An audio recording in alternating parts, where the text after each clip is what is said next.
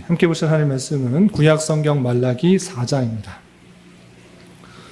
오늘은 구약성경의 마지막 권인 말라기 계요를 살펴보는 날인데, 말라기서의 주제라고도 할 수 있는 4장 4절부터 6절까지 말씀을 읽고 계관을 살펴보도록 하겠습니다.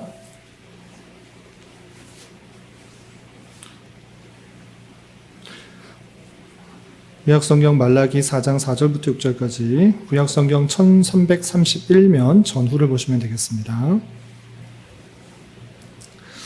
함께 공독합니다.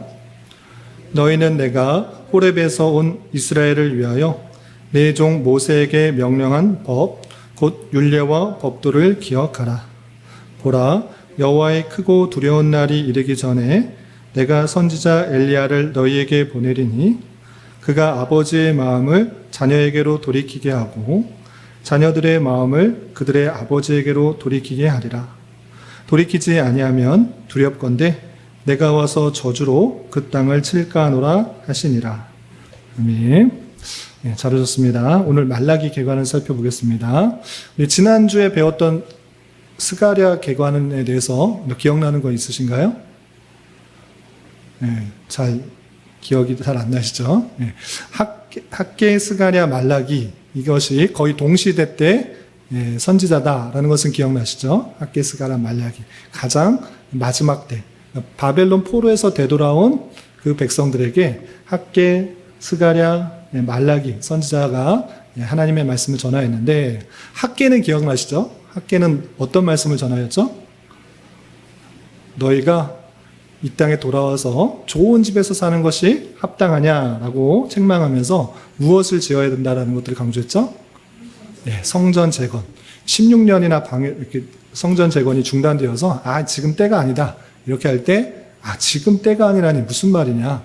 너희가 더 힘을 내고 더 하나님의 중심으로 하는 그 신앙을 더 회복해야 하기 위해서 성전 짓는 것을 재건하라. 이렇게 말했던 것이 학계인 것입니다.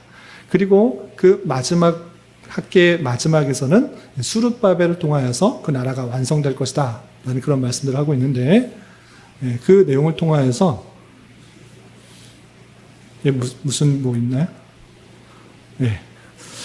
그 내용을 통하여서 이제 수룹바벨을 상징하는 것은 예수 그리스도이다. 예수 그리스도께서 온전한 통치를 하실 것을 예언하는 그런 말씀이다 라고 배웠죠.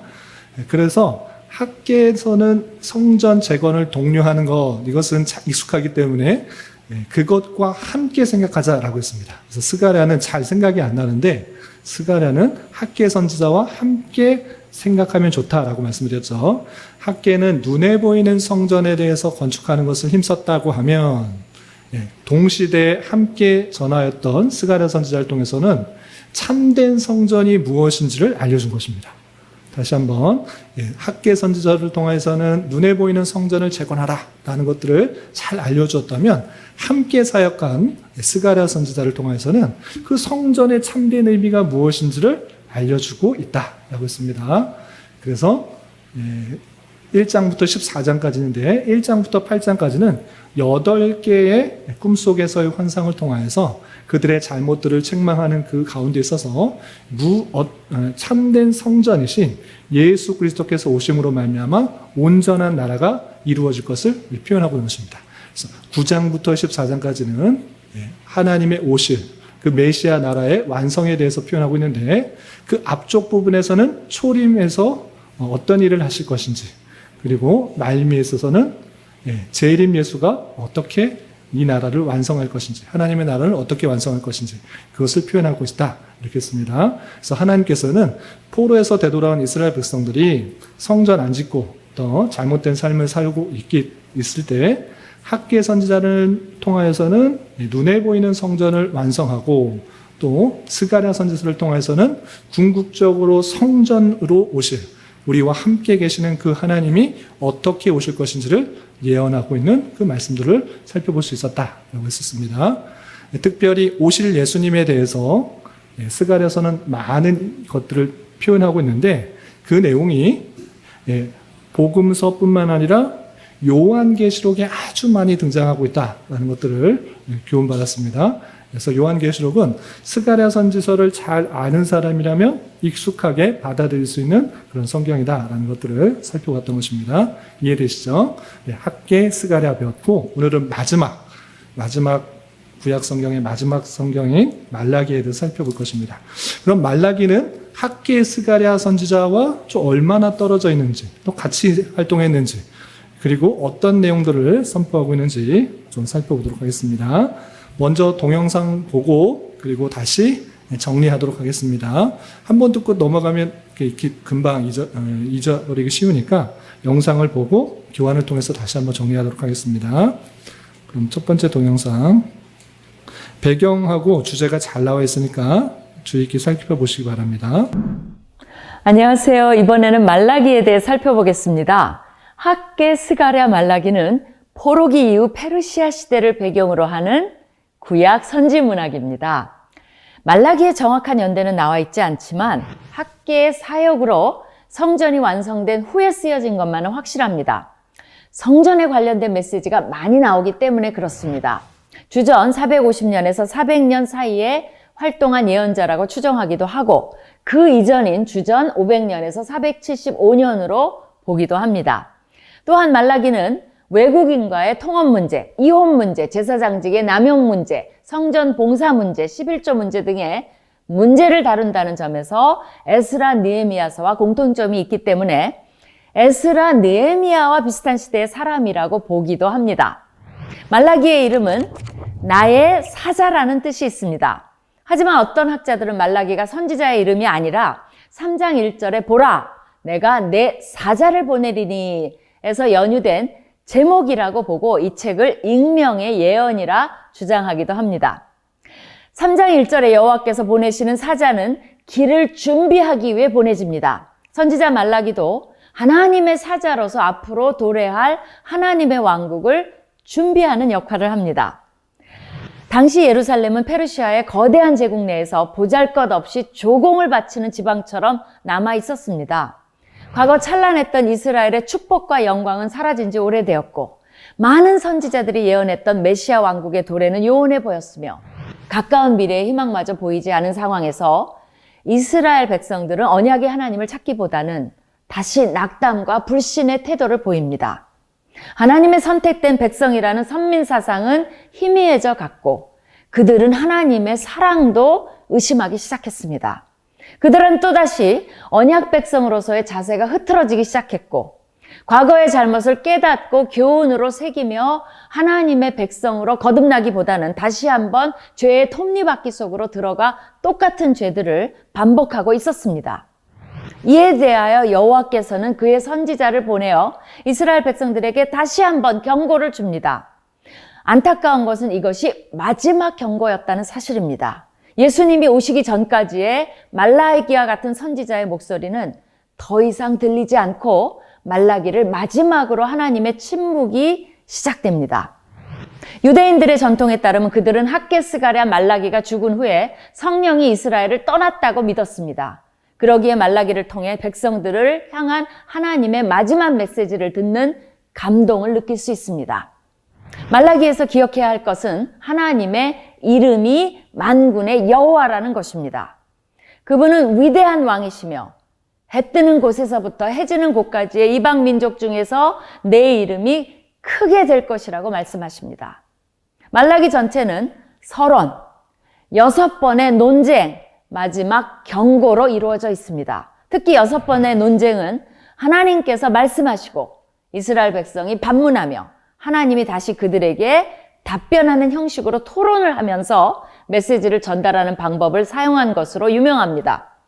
책 구조의 핵심을 이루는 논쟁적이고 단언적인 형식, 그리고 쟁론과 질문을 통해 대화하는 형식은 말라기의 독특한 문학 기법일 뿐만 아니라 효과적인 커뮤니케이션 방법입니다. 이러한 수사학적 질의응답 형식은 후기 랍비 학교의 특징이라 할 수 있는 강해 교육의 선구로 평가됩니다. 말라기는 우상에 대해, 이혼에 대해, 11조를 하지 않는 것에 대해, 언약의 윤리에 기초한 사회정의를 실천하지 않은 것에 대해, 또한 제사장 계급과 사회 지도 계층을 향해 강력하게 경고하는 메시지를 던집니다. 메시지의 핵심은 포로기 이후에 귀환한 백성들의 영적인 삶과 그들의 생활 속의 부패를 지적하며 회개하고 돌아올 것을 격려하는 것입니다. 또한 하나님은 결코 악을 방관하지 않을 것이며 반드시 심판할 것임을 알려줍니다. 마지막 심판 때에 오실 주님을 기다리며 모세의 율법에 순종하고 의로운 삶을 살지 않으면 심판을 받을 것을 경고합니다. 특별히 첫 번째 논쟁에서 이스라엘이 하나님의 사랑을 의심함에도 불구하고 하나님께서는 여전히 이스라엘을 사랑하신다고 말씀하십니다. 이스라엘이 변했지 이스라엘을 선택하신 그분의 사랑은 결코 변치 않은 것입니다. 마찬가지로 하나님은 여전히 우리를 사랑하십니다. 우리가 변해도 우리를 향한 그분의 사랑은 결코 변하지 않는다고 말라기를 통해 말씀하고 계십니다. 그러기에 어떤 학자는 말라기의 책 제목을 하나님의 변하지 않는 사랑이라고 짓기도 했습니다. 이것은 구약 선지서의 마지막인 말라기에서 너무나 오래 기억하고 싶은 메시지입니다. 예, 잘 보셨나요? 예, 처음부터 못 보신 분이 있으니까 우리 교환 보고 다시 정리하겠습니다. 예, 동영상이 잘 정리했는데 또 배경하고 주제에 집중하여서 좀 살펴보도록 하겠습니다. 우선 교환 1페이지 보시면 책 제목이 있는데 12권의 소선지서에서 책 제목은 모두 동일하게 기록자로 선지자의 이름을 따라 되어 있다. 그래서 말라기이고 히브리어 원어 발음은 마르아키로 되어 있습니다. 그래서 70인역에서도 말라키아스로 번역되었다라는 거 참고해 주시기 바라고요. 네, 근데 말라기 또 말라키라는 이름의 뜻은 무엇이냐면 나의 사자입니다.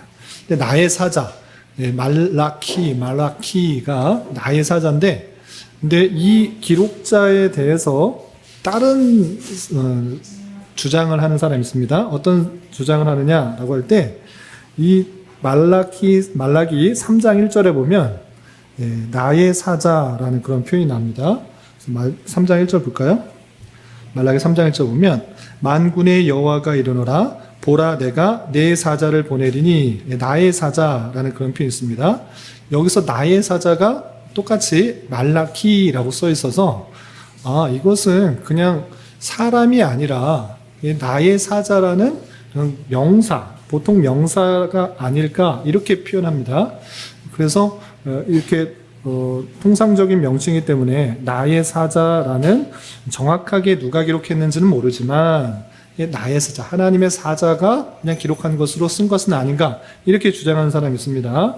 왜냐하면 실제적으로 나의 사자, 내 사자라는 표현이 학개서 2장 7절, 학개서 1장 13절 그리고 말라기 2장 7절에서도 나오기 때문에 그렇게 주장하는 분도 있습니다.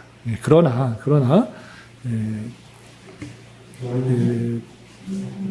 다른 소선지서도 마찬가지로 선지서도 책 이름은 선지자, 기록한 선지자의 이름을 땄기 때문에 정통적으로는 정확하게는 알 수 없습니다. 그러나 전통적으로는 말라기라는 선지자의 이름이었을 것이다. 그래서 그냥 말라기는 선지자의 이름으로 생각하는 것이 좋겠다, 타당하다라고 생각하면 좋겠습니다. 그리고 기록 연대를 보시면 정확하게 이 말라기가 언제 쓰여졌다라고 표현되지 않았습니다. 그래서 정확하게는 알 수 없습니다. 그러나 말라기를 잘 읽어보면 힌트가 되는 그런 단어들이 있습니다. 그래서 세 가지 근거에서 다음과 같이 결론 낼 수 있는데, 첫 번째는 말라기를 읽어보면 성전이 등장할까요? 등장하지 않을까요? 네, 성전이 등장하고 있습니다. 성전이 등장하고 또 성전 제사하는 것들이 등장하고 있습니다. 그런데 성전 제사가 심히 부패한 그런 모습으로 나타나고 있습니다. 그래서 1차적으로 성전이 있었던 때다라는 것을 알 수 있습니다. 그리고 두 번째 힌트는 1장 8절에 보면 이런 표현이 있습니다. 1장 8절 찾아보겠습니다. 말라기 1장 8절 보면 이렇게 되어 있습니다. 제가 읽어볼게요. 만군의 여호와가 이르노라 너희가 눈먼 희생제물을 바치는 것이 어찌 악하지 아니하며 저는 것 병든 것을 드리는 것이 어찌 악하지 아니하냐 이제 그것을 너희 총독에게 드려보라. 그가 너를 기뻐하게 했으며 너를 받아주겠느냐라고 표현하고 있습니다. 이것은 무엇이냐면 제사 드릴 때 좋은 제물로 드려야 되는데 병든 것, 또 잘못된 것, 악한 것을 드렸다라는 것입니다. 그러면서 책망하고 있는데 만약에 너희들이 총독에게다 그거 갖다 줘봐라. 총독이 좋아하겠냐? 이렇게 묻는 것입니다. 그런데 여기서 중요한 단어가 있습니다. 어떤 단어입니까? 총독. 예, 그 이스라엘의 총독이 있을 때가 언제인가라고 할 때 그것은 바벨론에서 멸망이 당하고 또 느헤미야가 다스릴 때는 아니다라는 것을 알 수 있습니다. 느헤미야가 있을 때는 그 지도자로서 느헤미야의 통치하에 다스림을 받았는데 지금 총독, 바사 지역의 총독이라는 표현이 있기 때문에 지금은 이스라엘이 바사의 총독에 의해서 다스려지던 때다라는 것을 추측해 볼 수가 있는 것입니다. 그리고 결정적으로 느헤미야 13장 8절부터 31절까지 나오는 그 이스라엘의 죄악들이 말라기에서 나오는 죄악하고 거의 똑같다라는 것입니다. 그래서 말라기는 어떤 죄를 지적하고 있느냐?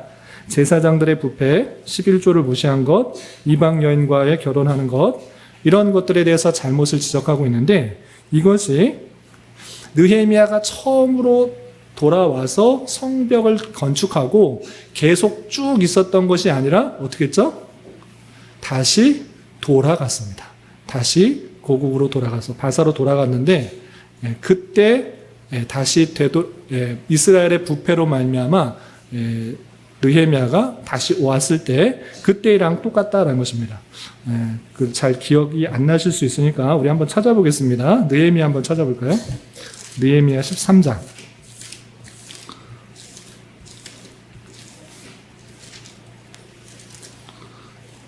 13장 보시면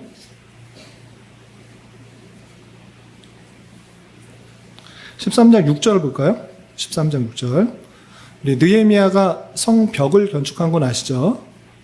성벽이 회파된 것을 듣고 말미를 청해서 바사에서 이스라엘로 돌아와서 성벽을 건축했던 것입니다. 그런데 다 건축하고 나서 계속 이스라엘에 사는 것이 아니라 바사로 돌아갔다가 다시 되돌아온 것입니다. 보시면 6절 이렇게 되어 있습니다. 그때에는 내가 예루살렘에 있지 아니하였느니라. 바벨론 왕 아닥사스다 32년에 내가 왕에게 나아갔다. 며칠 후에 왕에게 말미를 청하고 예루살렘에 이르러서야 엘리야십이 도비야를 위하여 하나님의 전뜰의 방 안에 만든 악한 일을 안지라 그랬습니다. 여기서 보시면 아닥사스다 32년이라는 표현에 32년에 왕에게 나아갔다. 며칠 후에 왕에게 말미를 청하고 예루살렘에 이르렀다라고 표현하고 있습니다. 그러니까 포로에서 되돌아온 이후에 다시 돌아갔다가 예루살렘에 다시 오게 되는데 예루살렘에 다시 이르러서 보니까 13장 8절 이하 보면 다양한 죄악들을 표현하고 있는데 성전에서 죄악들을 범하는 것, 또 23절 보면 유다 사람이 아스돗과 암몬과 모압 여인을 맞아 아내로 삼았던 것 등등 죄악들에 대해서 쭉 기록하고 있는데 또 제사장들이 잘못하는 것들을 쭉 기록하고 있는데 이렇게 느헤미야가 다시 되돌아왔을 때 이스라엘 백성들이 범하였던 죄 그것과 같다라는 것을 통하여서 그러면 느헤미야가 없었을 때 총독이 다스렸는데 다시 되돌아왔을 때 그때 즈음을 근거로 해서 이 말라기가 기록되었을 것이다. 이렇게 추정해 볼 수가 있는 것입니다. 그래서 이 책의 기록은 주전 432년부터 주백 25년 사이로 추정될 수 있다는 것입니다. 그때는 어떠한 일들이 있었는가 그것을 아는 것이 중요하겠죠. 밑에 단락을 보시면 이때 역사적 배경을 살펴보면 바벨론에서 귀환한 이스라엘 백성들이 학개와 스가랴 선지자의 사역에 힘입어 BC 516년에 성전을 완성했습니다. 우여곡절 끝에 학개, 스가랴 선지자를 통하여서 독려를 받아서 성전을 건축한 것입니다. 그것이 BC 516년인데 이로부터 또 한참이 지난 것입니다. 그래서 BC 458년에는 제사장 에스라와 수천의 유대인들이 귀환하여 공동체를 더욱더 굳건해졌는데 유대인들이 또다시 과거의 제약 속에 빠지게 되었던 것입니다. 에스라의 그 영적 부흥 이후에 또다시 죄악 가운데 빠지게 되었던 것입니다. 즉 내적으로 그들은 하나님의 메시아 약속이 이루어질 것인지를 의심하더니 결국은 하나님을 섬길 만한 가치가 있는 것인지도 의구심을 품게 되었고 이런 가운데 외적으로는 이러한 태도가 껍데기만 있는 예배의식, 11조와 제물의 사치, 도덕법과 의식법에 대한 무관심으로 명백히 드러난 것입니다. 그러니까 무엇이냐면 학계 선지자, 스가랴 선지자를 통해서 무엇을 말해주었냐면 성전 건축해라. 그리고 그 나라가 이제 하나님의 나라가 완성될 것이다. 수룹바벨이 온전한 통치를 할 것이다. 또 하나님의 그 날이 오면 정말 영원한 회복된 에덴의 모습처럼 그렇게 될 것이다라고 학계 선지자를 통해서 스가랴 선지자를 통해서 알려주었습니다. 그런데 10년이 지나고 20년이 지나고 30년이 지나도 하나님의 나라가 오고 있습니까? 안 오고 있습니까? 안 오고 있는 것입니다. 아니, 도대체 언제 오는 거야 도대체. 성전도 완성했는데 또 성전도 잘 지어놓고 이제 오시기만 하면 되는데 이제 하나님의 나라가 임하면 되는데 오지 않는 것입니다. 그렇게 돼서 어떻게 되었다? 정말 메시아가 오시기는 하는 건가? 하나님께서 우리를 사랑하는 건 맞나? 그리고 그런 의구심이 더 번지기 시작하였고 성전에서 제사는 드리고 또 제사장과 또 레위인들이 여러 종교 의식을 하고 있지만 정말 형식에 급급한 정말 사람이 줘도 받지 않을 만한 그런 흠이 있는 것들을 드리면서 형식만 남아버린 의식도 있었고 또한 이방인과 결혼하는 것들을 자연스럽게 생각하는 그런 일들이 있었던 것입니다. 그런 상황 속에서 말라기 선지자를 통하여서 그들의 잘못들을 지적하고 있다. 이렇게 보시면 되겠습니다.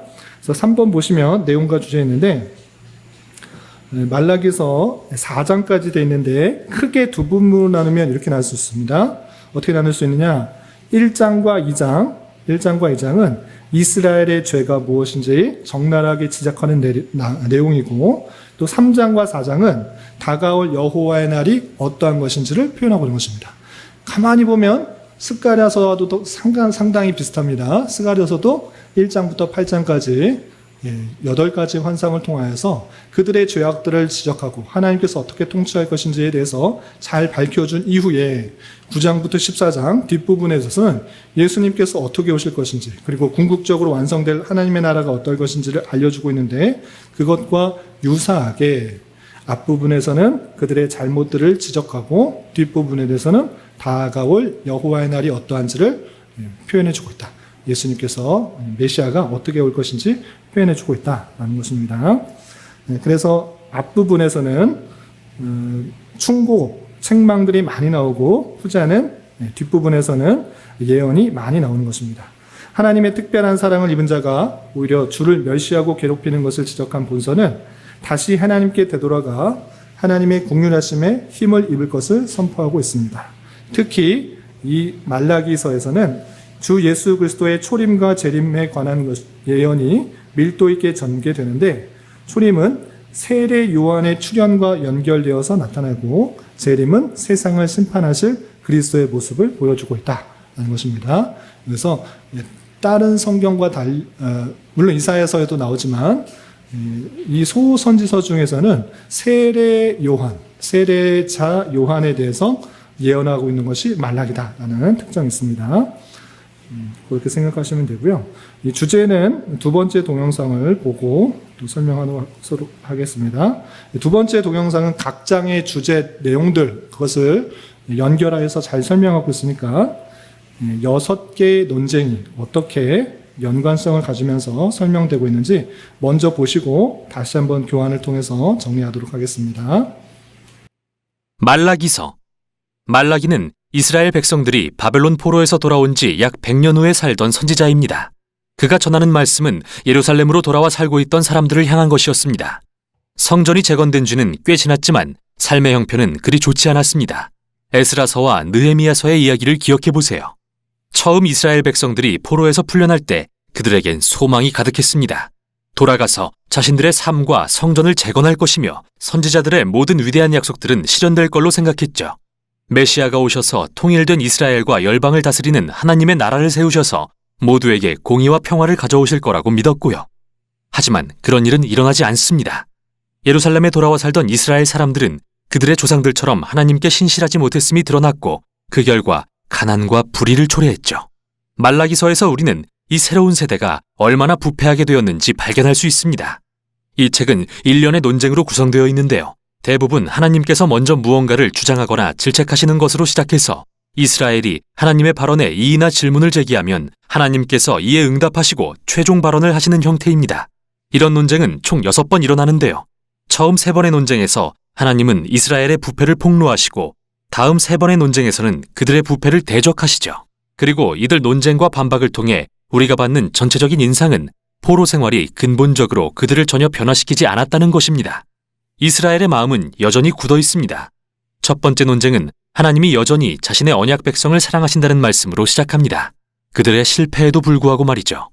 그런데 이스라엘은 무례하게도 자신들을 사랑하신다는 증거가 어디에 있냐며 이의를 제기하죠. 이에 하나님은 이스라엘에게 그들의 조상인 야곱 가문을 선택하시고 하나님의 언약의 계승자로 삼으신 은혜를 상기시키십니다. 그의 형인 에서와 결국 멸망한 에서의 후손 에돔을 대신해서 말이죠. 창세기와 오바댜서의 이야기들을 기억해 보세요.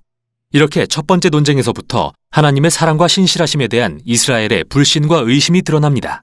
두 번째 논쟁에서는 이스라엘의 새 성전에 대한 문제가 드러나는데요. 하나님께서 성전을 멸시하고 더럽힌 자들을 질책하십니다. 이에 그들이 자신들이 어떻게 주님을 멸시했냐며 대꾸하자 하나님은 그들에게 초점을 맞추어 수치스럽게도 그들이 다리 절고 병들고 흠 있는 짐승을 제물로 가져옴으로써 그들의 하나님을 무시하고 존중하지 않았다고 답하시죠. 하지만 비단 백성만이 아니라 성전을 지키는 제사장들도 문제였는데요. 그들은 이런 부패한 형태의 예배를 용인했을 뿐 아니라 자신들도 참여했습니다. 위에서부터 아래까지 하나님의 백성의 신실하지 않음이 드러났죠. 세 번째 논쟁에서 하나님은 그분과 자신들의 아내를 배반한 이스라엘 남자들을 꾸짖으십니다. 물론 그들은 부인하죠. 또한 하나님은 우상 숭배와 이혼의 결합으로 인해 일어나고 있는 죄악도 드러내십니다. 당시 이스라엘 남자들은 이방 여인들과 결혼하고 그녀들이 섬기던 이방 신들을 가정에 받아들였죠. 느헤미야 13장의 이야기를 기억해 보세요. 말라기는 이 문제를 아무 이유 없이 이혼하는 남자들이 급증하는 것과 연결합니다. 사람들은 모두 괜찮다고 하지만 말라기는 아니라고 말합니다. 그건 하나님과의 언약을 배신하는 거라면서요. 이제 말라기는 이스라엘의 불순종에 대적하는 논쟁 부분으로 전환합니다. 네 번째 논쟁은 이스라엘 사람들이 하나님의 무관심을 비난하고 공의의 하나님이 어디 계시느냐고 묻는 것으로 시작합니다. 그들은 불의와 부패가 성행하는데 하나님은 아무것도 하지 않으신다고 생각한 거죠. 이에 하나님은 다시 임하실 여호와의 날을 위해 그분의 백성을 준비시킬 주의 사자를 보내실 거라고 대답하십니다. 그는 불과 같이 주의 백성을 정결케 하고 우상 숭배와 음란과 불의를 제하여 오직 신실한 자들만 주의 백성으로 남게 할 것입니다. 다섯 번째 논쟁에서 하나님은 백성들에게 돌아오라고 말씀하십니다. 이에 그들은 어떻게 돌아갈 수 있냐고 묻습니다. 그러자 하나님은 그들의 이기심을 지적하시면서 그들이 성전을 위한 11조를 드리지 않고 있다는 것을 보여주십니다. 여기서 11조란 말은 10분의 1을 의미하는데 이스라엘 사람들이 연간 수입과 소출의 10분의 1을 성전과 제사장들을 후원하기 위해 기부했던 헌금입니다. 이 관습은 토라의 다른 부분들에도 기록되어 있죠. 그런데 우리는 말라기서와 느헤미야서를 통해 이스라엘이 이 책임을 등한시했다는 사실을 알게 됩니다. 그러니 성전은 황폐해졌을 수밖에요. 하나님은 이런 그들을 질책하시며 그들에게 부어주고 싶으나 오직 그들이 하나님께 온전히 신실할 때에만 그렇게 될 것이라고 말씀하시죠. 마지막 논쟁에서는 사람들이 하나님을 비난하며 그분을 섬기는 게 헛되다고 말합니다.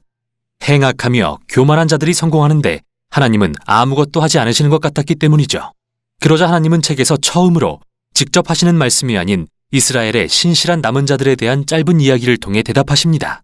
이들은 주님을 경외하고 함께 모여 어떻게 하나님을 높이고 섬길지 논하기를 사모하는 자들입니다. 그래서 하나님은 그들을 위해 일종의 기념책이 기록될 것을 명하시는데요. 그들이 이 책을 읽고 하나님의 성품과 약속들을 기억할 것입니다. 말라기는 여기서 성경이 하나님의 선물임을 생각하게 합니다. 성경은 하나님이 행하신 일을 기억하게 함으로써 우리에게 신실함과 미래에 대한 소망을 갖게 해주지요. 이제 이 책의 결론으로 향합니다. 이 부분은 네 번째 논쟁에서 등장한 여호와의 날에 대한 주제를 가져와 다루는데 그 이상으로 발전시키죠. 하나님은 정결케 하는 심판의 날을 정하셨으며 그날에 그분의 백성 중 악한 자들을 남김없이 태울 것이라고 하십니다. 하지만 결론 부분은 신실한 자들의 미래에 대해서도 덧붙입니다. 그들에겐 여호와의 날이 위협이 아니라 기뻐할 이유인 까닭이죠. 그날엔 공의로운 해가 떠올라 치유와 생명과 미래의 소망을 주는 광선을 비출 것입니다. 이렇게 말라기의 논쟁은 끝나지만 아직 이 책의 내용이 조금 더 남아 있습니다. 마지막 세 절은 논쟁에는 포함되지 않으면서 사실상 일종의 부록 역할을 하는데요. 단지 말라기서뿐만 아니라 구약의 토라와 모든 선지서들을 끝맺는 역할을 합니다. 먼저 내 종 모세에게 명령한 율법, 곧 토라를 기억하라는 명령입니다. 이 명령은 우리가 모세오경에서 읽은 이야기와 언약의 율법들을 회상하게 하죠. 그런데 이번에는 선지서들의 내용이 이렇게 요약됩니다. 여호와의 날이 이르기 전에 내가 선지자 엘리야를 보내리니 그가 하나님 백성의 마음을 회복하리라. 이 결론은 토라와 선지서들을 미래를 가리켜주는 하나의 이야기로 요약합니다. 이스라엘은 하나님께 구원받았으나 불순종과 굳은 마음으로 그분을 배신하고 토라의 법을 어겼습니다. 그러나 성경은 미래의 어느 날 하나님이 새로운 선지자 모세 그리고 하나님의 백성을 회복하고 그들의 굳은 마음을 치유하실 새로운 엘리야를 보내실 것이라고 합니다. 신명기와 예레미야서, 에스겔서의 모든 약속들을 기억해 보세요. 이 끝맺는 부록은 성경을 우리가 읽고 묵상하고 붙들고 기도해야 할 하나님의 선물로 소개합니다. 성경은 인간의 본성과 우리의 이기심, 그리고 우리의 죄에 대한 진실을 이야기하지만 하나님의 약속 또한 선포합니다. 언젠가 그분은 사자를 보내신 후 직접 오셔서 악을 대적하고 그분의 백성을 회복하며 공의로 치유하실 것입니다. 이것이 바로 말라기와 토라, 그리고 모든 선지서가 전하는 미래의 소망입니다. 예, 잘 보셨나요? 예, 좀 내용이 길어서 좀 집중이 안 됐을 수 있는데 다시 한번 정리하도록 하겠습니다. 여러분들 교환을 참조해 주시기 바랍니다. 3페이지 보시면 특징이 있습니다. 특징과 교훈이 있는데 특징을 아시면 이번 말라기를 이해하는 데 아주 큰 도움이 됩니다. 우리가 스가랴 하면은 생각나야 되는 게 무엇이냐라고 했을 때 특징 중에 하나가 8개의 환상이다. 그래서 8개의 환상이 너무나 좀 해석하기가 쉽지 않기 때문에 우리가 스가랴 하면 되게 낯설게 여긴다라고 말씀드린 적이 있는데 마찬가지로 말라기 하면 무엇이 생각나야 되느냐 할 때 6개의 논쟁이다. 이렇게 생각하시면 되겠습니다. 6개의 논쟁. 성경에 보면 그 백성하고 논쟁하는 게 많지 않습니다. 뭐 논쟁하는 게 한두 개씩 많은데 말라기의 대부분이 무슨 내용이냐? 그 백성하고 논쟁하는 내용이나요. 하나님께서 말씀하시는데 이 백성들이 따져 묻는 것입니다. 그 내용이 말라기서에 가득 차 있다. 6번이나 등장하고 있다. 라고 생각하시면 되는데 그것을 통해서 하나님께서 그 백성들을 책망하실 뿐만 아니라 하나님의 놀라운 계시들이 드러나고 있다. 하나님의 속성들이 잘 드러나고 있다. 이렇게 생각하시면 되고 그리고 그 6개의 그 논쟁 말미에는 결론적으로 앞으로 오실 예수 그리스도 메시아에 대한 내용들이 나오고 있다. 이렇게 생각하시면 되겠습니다. 그래서 말라기 하면 두 가지 생각하시면 되는데 첫 번째 6개의 논쟁 기억나시죠? 그리고 두 번째는 무엇이냐? 구약의 마지막 계시로서 신약 시대를 예고하고 있다. 그래서 앞으로 오실 그 메시아를 준비하는 내용들로 되어 있다. 이렇게 생각하시면 되겠습니다. 그러면 이렇게만 머릿속으로만 그냥 외우시면 절대 외워지지도 않고 말라기가 직접적으로 다가오지 않습니다. 그래서 정말 어떻게 논쟁을 하고 있는지 자기 성경을 찾아보면서 체크도 하고 빗줄도 쳐놓으시기 바랍니다. 첫 번째 논쟁이 어떻게 되어 있느냐 여러분들 교환에도 나와 있는데 1장 2절부터 5절까지 첫 번째 논쟁이 있습니다. 무엇이냐 1장 2절에 핵심적인 질문과 답이 이렇게 되어 있습니다. 보시면 1장 2절 여호와께서 이르시되 내가 너희를 사랑하였노라 이렇게 말씀하시는 것입니다. 하나님께서 그 백성을 사랑하시는 것입니다. 어떻게 얼마나 사랑하시는지 그 뒤에 나와 있는데 이렇게 말했는데 그 백성은 어떤 반응을 보이고 있느냐 보시면 너희는 이르기를 주께서 어떻게 우리를 사랑하셨나이까 하는도다 라고 되어 있습니다. 하나님께서 사랑하신다라고 하면 그렇군요 라고 하는 것이 아니고 어떻게 우리를 사랑하십니까? 정말 사랑하시는 건 맞습니까? 하나님께서 말씀하시는 것 안 이루어지는데 무슨 말입니까? 정말 사랑하시는 것은 맞습니까? 이렇게 따져 묻는 것입니다. 그럴 때 하나님께서는 내가 형 야곱은 형 에서는 미워하고 야곱을 사랑하였다. 그 역사 속에서 계속 보여주지 않았느냐? 그러면서 답변을 하는 내용이 나옵니다. 이렇게 첫 번째 하나님께 따져 묻는 것, 어떻게 우리를 사랑하십니까? 라고 따져 묻는 장면이 나옵니다. 그리고 두 번째 논증이 1장 6절부터 2장 9절까지 나와 있는데, 이것은 제사장과 백성들의 죄를 지적하면서 좋은 것을 하나님께 드리는 것이 아니라 나쁜 것을 드리면서 그들이 하나님 앞에 따져 묻는 것이 있습니다. 어떻게 따져 묻는가? 1장 6절 말미에 보면 이렇게 되어 있습니다. 1장 6절 말미에 보면 우리가 어떻게 주의 이름을 멸시하였나이까? 7절 중반절에 우리가 어떻게 주를 더럽게 하였나이까? 이렇게 따져 묻는 것입니다. 하나님의 이름을 우리가 멸시한 적도 없고 무시한 적 없습니다. 그리고 어떻게 주를 더럽게 합니까? 저희는 그런 거 하지 않았습니다. 라고 하나님께 따져 묻는 논쟁의 그 모습을 보이는 것입니다. 그래? 너희가 내 이름 무시하지 않았다고? 내 이름 멸시하지 않았다고? 주를 더럽게 하지 않았다고? 네가 너희들이 갖고 온 재물 갖고 와라. 갖고 온 거 봐봐라. 다 흠나고 병든 것 갖다 바치면서 내 이름을 무시하지 않았다고? 그게 말이나 되는 거냐? 너 총독한테 갖다 줘봐라. 사람한테 갖다 줘도 싫어하는 것을 하나님 앞에 갖다 주냐? 너희들이 잘한 것이냐라고 하면서 그들의 형식적인 그런 제사의식 책망하고 있는 것을 볼 수 있습니다. 또 건너뛰어서 세 번째 논쟁이 2장 10절부터 16절까지 나와 있습니다. 2장 10절부터 16절 보시면 어떻게 따져 묻느냐? 좀 건너뛰어서 2장 14절에 이렇게 표현되어 있습니다. 2장 14절 보시면 너희는 이르기를 어찌 됨이니까 라고 하고 있는데, 하나님께서 봉헌도 돌아보지 않고 손에서 받지도 않은데 하나님 어떻게 우리가 드린 것 하나도 받지 않습니까? 이렇게 따져 묻는 것입니다. 하나님께 또 따져 묻고 있습니다. 그럴 때 하나님께서 너희들 정말 결혼하고 있는 그 모습들이 정말 성결을 지키기 위해서 결혼하고 있느냐? 아니면 너의 욕구를 충만하기 위해서 결혼하고 있느냐? 너희들이 처음에는 어려서 처음 만난 신부들 다 버리고 이제 너의 그 정욕을 채우기 위해서 이방 사람들하고 결혼하고 있지 않느냐? 그 모습들, 그냥 종교적인 행위만 하는 것이 중요한 것이 아니라 실제 경건한 삶을 살아가야 되고 또 그런 결혼을 해야 될 텐데 그렇지 않는 그 모습들, 그것을 책망한다. 이렇게 표현하고 있는 것입니다. 그러면서 하나님께서 왜 태초에 아담과 하와, 한 남자와 한 여자를 만드시고 결혼하게 하셨는지 중요한 표현을 하고 있습니다. 아주 중요한 표현인데 15절 한번 보겠습니다. 15절 2장 15절입니다. 같이 한번 읽어보겠습니다. 시작. 그에게는 영이 충만하였으나 오직 하나를 만들지 아니하셨느냐? 어찌하여 하나만 만드셨느냐? 이는 경건한 자손을 얻고자 하심이라. 그러므로 내 심령을 삼가 지켜서 어려서 맞이한 아내에게 거짓을 행하지 말지니라.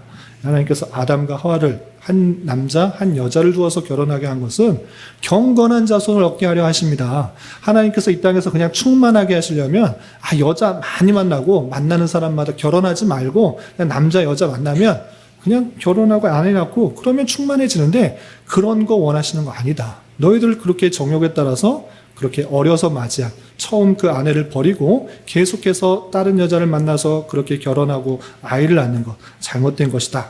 경건한 자손을 만들고 또 경건한 가정을 이루어야 되는데 그렇지 않은 모습들을 책망하는 것을 볼 수 있습니다. 그런데 그 사실을 전혀 모르고 왜 하나님 우리에게는 헌금도 드리고 봉헌도 드리고 다 했는데 하나님께서 받지 않으십니까? 이렇게 따져 묻는 그 모습들을 볼 수가 있는 것입니다. 우리 네 번째 논쟁은 2장 17절부터 3장 5절까지인데 어떻게 또 따자느냐? 2장 17절에 이렇게 되어 있습니다. 2장 17절 보시면 너희가 말로 여호와를 괴롭게 하고도 이르기를 우리가 어떻게 여호와를 괴롭혀 드렸나이까 하는도다 라고 되어 있습니다. 또 따져 묻는 것입니다. 백성들이 하나님 앞에 우리가 무슨 하나님을 괴롭혔습니까? 아니 저희는 괴롭힌 적 없습니다. 이렇게 논쟁하는 것입니다. 그러자 하나님께서 그것에 대한 대답으로 너희가 말하기를 모든 악을 행하는 자는 여호와의 눈에 좋게 보이며 그에게 기쁨이 된다 하며 또 말하기를 정의의 하나님이 어디 계시냐 이렇게 하지만 하나님께서 그 잘못하는 것, 그 죄악들을 보면서 메시아를 보내서 심판하실 것이다. 이렇게 예언하고 있는 것입니다. 그런데 아주 중요한 내용들이 있습니다. 3장 1절에 보시면 그 괴롭힌 것에 하나님을 온전히 섬기지 않고 따져 묻는 그 죄악들에 대해서 심판하시는 그 메시아를 보내시는데 그 메시아에 앞서 누구를 보내죠? 세례자 요한이 먼저 올 것을 말라기에서 아주 잘 표현하고 있습니다. 첫 번째 예언인데 3장 1절에 이렇게 되어 있습니다. 3장 1절 만군의 여호와가 이르노라 보라 내가 내 사자를 보내리니 그가 내 앞에서 준비할 것이요. 사자를 보내리니 여기서 내 사자 아까 말한 것처럼 말라기인데 말라기를 다시 보낸다 이런 것이 아니라 내가 갈 것인데 내 앞에서 길을 준비할 내 사자 그 메신저를 먼저 보내겠다라고 하고 있는데 그것은 다름 아니라 세례자 요한인 것입니다. 이 말씀을 그대로 옮겨서 마태복음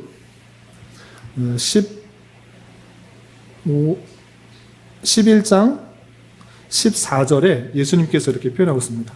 마태복음 11장 14절 보시면 만일 너희가 즐겨 받을진대 오리라 한 엘리야가 곧 이 사람이라 그랬습니다. 여기서 네 사자로 되고 있는데 조금 건너뛰어서 4장 5절을 보겠습니다. 4장 5절 같은 표현으로 메시아가 오시기 전에 네 사자 선지자 엘리야를 보내겠다 이렇게 표현한 것이었습니다. 4장 5절 보시면 보라 여호와의 크고 두려운 날이 이르기 전에 내가 선지자 엘리야를 너희에게 보내리니 라는 표현이 있습니다. 선지자 엘리야를 보내겠다. 네 사자를 먼저 보내겠다. 그리고 실제적으로 마태복음 11장 14절을 보시면 그 예언되었던 그 엘리야가 요한이었다라고 설명해 주고 있는 것입니다. 이렇게 말라기에서는 앞으로 오실 메시아가 오시기 전에 하나님의 사자 엘리야의 영을 받은 그 사람이 올 것을 예언하는 것을 볼 수 있습니다. 이것이 네 번째 논쟁이고 다섯 번째 논쟁은 3장 6절부터 12절까지 있습니다. 3장 6절부터 12절까지 보시면 여러 가지 논쟁들 중에 3장 7절에 있습니다. 3장 7절. 3장 7절 말미에 보면 이런 표현이 있습니다. 너희가 이르기를 우리가 어떻게 하여야 돌아가리까 하는도다. 심판을 받는다니까 어떻게 돌아가는 것입니까 도대체? 우리 돌아갈 것이 있습니까? 이런 식으로 따져 묻는데 하나님께서 책망하시기를 사람이 어찌 하나님의 것을 도둑질하게 어떻게 돌아가야 하느니까 라고 하면서 또 8절에 보시면 사람이 어찌 하나님의 것을 도둑질하겠습니까? 우리는 돌아갈 것도 없고 도둑질하지도 않았습니다. 이렇게 하나님하고 논쟁하는 것입니다. 그럴 때 하나님께서 너 도둑질하지 않았다고? 너가 똑바로 살았다고? 그렇지 않고 11조 하는 것, 봉헌물 하는 것, 헌금 똑바로 하느냐? 11조 하나님의 성전을 짓게 하기 위해서 또 레위인들이 올바로 살아가기 위해서 11조 내도록 규례를 냈는데 너 11조 똑바로 하고 있어? 안 하고 있잖아. 그러면서 무슨 하나님의 것을 도둑질하지 않았다라고 말하냐? 라고 하면서 그들의 율법들을 잘 지키지 않는 것, 또 성전 중심의 생활을 하지 않는 것을 지적하고 있는 것을 볼 수 있습니다. 그리고 마지막 논쟁으로 3장 13절부터 4장 3절까지 3장 13절부터 4장 3절까지 마지막 논쟁인데 3장 13절에 이렇게 표현하고 있습니다. 3장 14절 보시면 여호와가 이르노라 너희가 완악한 말로 나를 대적하고도 이르기를 우리가 무슨 말로 주를 대적하였나이까 하는도다 라고 표현했습니다. 그 백성들이 계속해서 완악하게 하나님 앞에 따져 물으면서 우리가 언제 주님을 대적했습니까? 이런 식으로 또 논쟁하는 것입니다. 그러면서 너희는 그 교만한 그 모습들을 올바로 봐야 될 것이고 하나님을 온전히 경외해야 된다라는 것들을 쭉 설명하고 있습니다. 이렇게 말라기서 가득 대부분의 내용이 어떻게 되어 있습니까? 지금 논쟁하는 것, 이스라엘 백성들과 하나님과 논쟁하는 것 같이 보이는 것입니다. 그런데 그 논쟁 하나하나 자체가 하나님께서 그 모습들을 지적하면서 책망하시기 위한 그런 모습으로 드러나고 있는 것입니다. 그 백성들의 모습들을 표현하면서 하나님의 그 계시들, 그들의 잘못들을 하나하나 지적하면서 그들이 심판받을 수밖에 없는 그런 다양한 내용들을 알려주신 이후에, 여기가 중요합니다. 그 백성들은 어쩔 수 없이 포로에서 되돌아와도 변하지 않는 것입니다. 심판받아도 변하지 않고 여전히 부패하고 타락한 모습들 가운데 나타나는 것입니다. 하나님을 배반하고 경외하지 않고 형식과 습관에 따라서 제사 드리고 그런 모습이 나타나는 것입니다. 그런데 중요한 것은 그것으로 책망받고 끝나는 것이 아니라 다시 너희들에게 메시아를 보낼 것이고 하나님의 나라를 회복할 그것을 보여주겠다라고 표현하고 있는 것입니다. 어떤 표현이 있는가? 4장을 보겠습니다. 4장 1절 2절 보시면 4장 1절 2절 만군의 여호와가 이르노라 보라 용광로 불같은 날이 이르리니 교만한 자와 악을 행하는 자는 다 지푸라기 같을 것이라 그 이르는 날에 그들을 살라 그 뿌리와 가지를 남기지 아니할 것이로되 그 죄악에 빠진 사람들 다 심판할 것인데 용광로 불같은 날 그 여호와의 날 최후의 심판이 이를 것인데 심판하고 끝나는 것이 아니라 2절 내 이름을 경외하는 너희에게는 공의로운 해가 떠올라서 치료하는 광선을 비추리니 너희가 나가서 외양간에서 나온 송아지같이 뛰리라 라고 표현했습니다. 하나님을 경외하는 자, 그 사람은 공의로운 해가 떠올라서 치료하는 광선을 비추어서 회복하게 될 것이다. 모두 다 용광로 불에 다 심판받는 것이 아니고 하나님을 경외하는 그들에게 하나님께서 회복을 주실 것이고 또 온전케 되는 그 일들을 회복을 줄 것이다. 이렇게 표현하고 있는 것입니다. 그런데 그 내용, 그 하나님의 계획을 알려준 이후에 결론적으로 두 가지 중요한 사항들을 덧붙여서 설명하고 있습니다. 그것이 4절과 5절에 이렇게 표현되는 것입니다. 말라기 4장 4절과 5절 보시면 너희는 내가 호렙에서 온 이스라엘을 위하여 내 종 모세에게 명령한 법, 곧 율례와 법도를 기억하라. 첫 번째 그렇게 될 것인데 곧 율례와 법도 모세에게 알려준 그 모든 율례와 법도를 잘 기억하라 라고 되어 있고 두 번째 보라 여호와의 크고 두려운 날이 이르기 전에 내가 선지자 엘리야를 너에게 보내리니 라고 하면서 선지자 엘리야를 다시 보낸다 라고 하는데 실제 엘리야가 다시 부활해서 오는 것이 아니라 엘리야와 같은 사역을 하는 그 사람이 올 것을 예언하고 있는 것입니다. 이 사람은 다름 아니라 아까도 말씀드렸던 것처럼 예수님의 말씀에 의하여서 그것은 세례 요한이라는 것들을 알 수 있습니다. 예수님이 오시기 전에 그의 길을 평탄케 하고 또 그 일을 준비한 선지자 엘리야의 영을 받은 세례자 요한이다라는 것을 알 수 있습니다. 이렇게 말라기서는 이 6개의 논쟁을 통해서 그 백성들의 잘못들을 지적하며 하나님께서 그 백성을 얼마나 사랑하시고 또 어떠한 삶을 살아야 되는지 교훈한 이후에 최종적으로 다시 한번 최후 심판과 하나님의 나라의 회복, 하나님의 택하신 백성들의 구원을 말해주고 덧붙여서 엘리야의 영을 받은 엘리야의 사역을 감당할 세례 요한을 예고하고 있다. 이렇게 생각하시면 되겠습니다. 좀 정리가 되시죠? 그래서 다시 한번 말씀드리지만 말라기를 생각할 때 6개의 논쟁을 통해서 하나님의 언약을 강조하고 있고 그들의 잘못을 지적하고 있고 또 구약의 마지막 계시로서 신약 시대를 예고하고 있는 내용들이다. 이것을 생각하시면 되겠습니다. 그리고 마지막 4페이지의 교훈 3가지 읽고 마치겠습니다. 4페이지 교훈을 보시면 이런 내용을 읽는 자로서 이 3가지 교훈을 받았으면 좋겠습니다. 첫 번째, 오랜 시간이 지났는데도 선지자들의 예언대로 영광스러운 하나님의 나라가 임하지 않자 많은 백성들은 절망과 회의 그리고 영적 나태함에 빠져들어갔습니다. 이렇듯 그때 그 사람만 그런 것이 아니라 오늘날 우리도 그러한 일도 많이 있는 것입니다. 우리 인간들은 하나님의 말씀을 듣고도 또 믿다가도 즉각적으로 성취되지 않으면 그에 대한 반작용으로 절망과 불신, 깊은 늪에 빠져버리는 한계성을 자주 보이게 되는 것입니다. 그러나 말라기는 이처럼 절망에 빠져있는 회의하는 그들에게 하나님의 섭리, 사랑, 과거에 베푸신 은혜 등을 돌아보고 하나님의 나라에 대한 도래를 소망하며 인내할 것을 권면하고 있는 것입니다.